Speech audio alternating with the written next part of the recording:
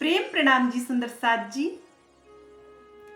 आज भविष्य पुराण के एक श्लोक को तारतम्य ज्ञान के प्रकाश में स्पष्ट करेंगे। यह बात उस समय की है जब उमा अर्थात पार्वती शिव से पूछती हैं कि हे प्राणेश्वर, ये तो बताइए कि आप किसका ध्यान करते हैं।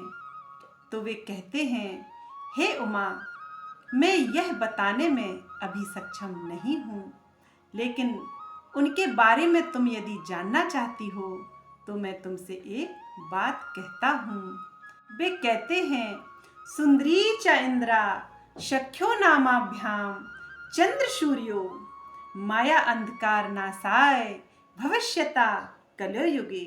वे कहते हैं, हे उमा, सुंदरी और इंद्रा नाम की दो वासनाएं अर्थात उस प्रियतम की अंग रूपा आत्माएं इस संसार में प्रकट होंगी और वे ही इस माया के अंधकार से पार ले जाएंगी और अपनी सभी ब्रह्म मोमिनों को के साथ साथ समस्त संसार के संशयों को नाश कर देंगी।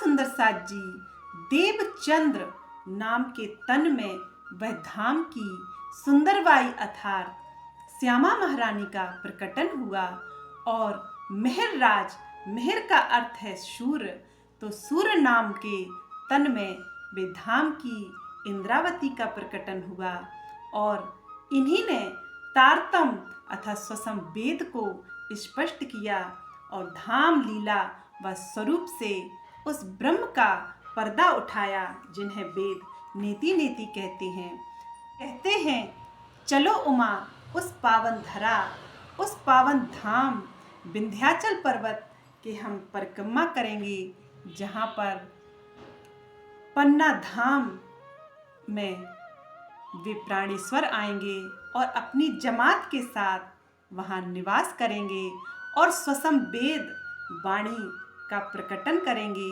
और उसमें ही वे अपने धाम स्वरूप और लीला को विस्तार से बताएंगे। हे उमा, तब ही तुम्हें उनके विषय में पूर्ण रूप से जानकारी होगी और वे ब्रह्म कौन हैं, कहाँ रहते हैं, क्या करते हैं, इन सभी सवालों का सभी 14 तवक के प्राणियों को यह ज्ञान हो सकेगा। कहते हैं, हे उमा, यह वह स्थान है जहाँ ज्ञान का सूर्य उदित होगा अर्थात किसी भी प्रकार का संशय नहीं रहेगा। धाम स्वरूप लीला के विषय में पूर्ण रूप से सभी जान सकेंगे और वे अपनी रूहों को अपने निज धाम ले जाएंगे। ऐसा वह 28वां कलयुग आएगा, तब तुम्हें भी उसके संपूर्ण ज्ञान के विषय में जानकारी हो जाएगी। बोलिए प्राणनाथ प्यारे की जय।